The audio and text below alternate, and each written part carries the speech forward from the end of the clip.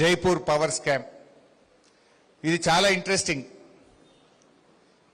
సరే, మీకు తెలుసు జైపూర్లో కూడా ఒక థర్మల్ పవర్ ప్లాంట్ పెట్టింది సింగరేణి.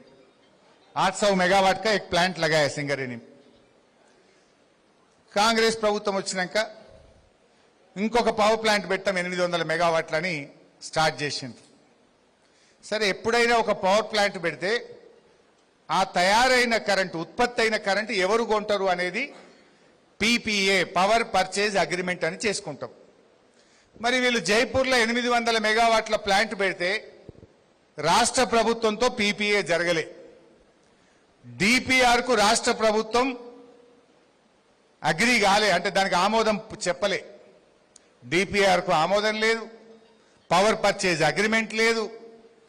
కానీ టెండర్లు పిలిచేసిండ్రు. టెండర్లు పిలిచిండ్రు, వాళ్ళు అనుకున్న వాళ్ళకు కట్టబెట్టిండ్రు, పనులు స్టార్ట్ చేసిండ్రు. సంవత్సరంన్నర అయింది. ఏడాదిని అర్థమైనా ఇంతవరకు డిపిఆర్ కు రాష్ట్ర ప్రభుత్వ ఆమోదం లేదు, ఏ విద్యుత్ సంస్థతో పవర్ పర్చేజ్ అగ్రిమెంట్ లేదు. కరెంటు తయారైతే నేను కొంటాను ఎవడో చెప్పాలి కదనే. ఎవడన్నా కొనేది ఉంటేనే బ్యాంకులు అప్పిస్తాయి, బ్యాంక్ అప్పిస్తేనే నువ్వు పవర్ ప్లాంట్ కడతావు. మరి పీపీఏ లేదు, డిపిఆర్ ఆమోదం లేదు, టెండర్ పిలిచిండ్రు, 1000 కోట్ల రూపాయలు ఖర్చు పెట్టిండ్రు. ఇప్పుడు ఇక రాష్ట్ర ప్రభుత్వం ఆమోదం లేక నడిమిట్లా ఆగిపోయింది. జైపూర్కు పోయిందిగా, రాజస్థాన్ రాష్ట్రానికి పోయింది. 76-24 అని జాయింట్ వెంచర్ అగ్రిమెంట్ చేసిండ్రు. 76 తెలంగాణ, 24 రాజస్థాన్ ప్రభుత్వం. 76 తెలంగాణ అంటే 76 సింగరేణి, 24 రాజస్థాన్ ప్రభుత్వం. మరి ఆ రాజస్థాన్ ప్రభుత్వం 24% అంటే 24% పెట్టుబడి పెట్టాలన్నా వద్దా?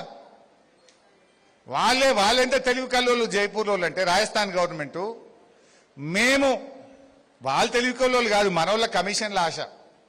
రాజస్థాన్ గవర్నమెంట్ ఏం చెప్పింది, మా 24% వాటా కింద పాకిస్తాన్ బార్డర్ల జైసల్మీర్ జిల్లాల ఆ ఎడార్ల మీకు 1400 మెగావాట్ల సోలార్ పవర్ ప్లాంట్ పెట్టడానికి జాగా ఇస్తాము. సింగరేణోడట పోయి పాకిస్తాన్ బార్డర్ల జైసల్మీర్లో 1400 మెగావాట్ల సోలార్ ప్లాంట్ పెడతాడట. సింగరేణి పనేంది? నువ్వు ఇక పాకిస్తాన్ బార్డర్లో సోలార్ పవర్ ప్లాంట్ పెట్టుడెందుకు?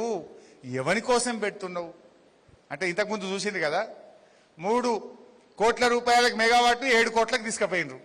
మళ్ళీ ఆడ కూడా 1400 మెగావాట్లు పెట్టాలి, కమిషన్లు దొబ్బాలి, సింగరేణిని ముంచాలి.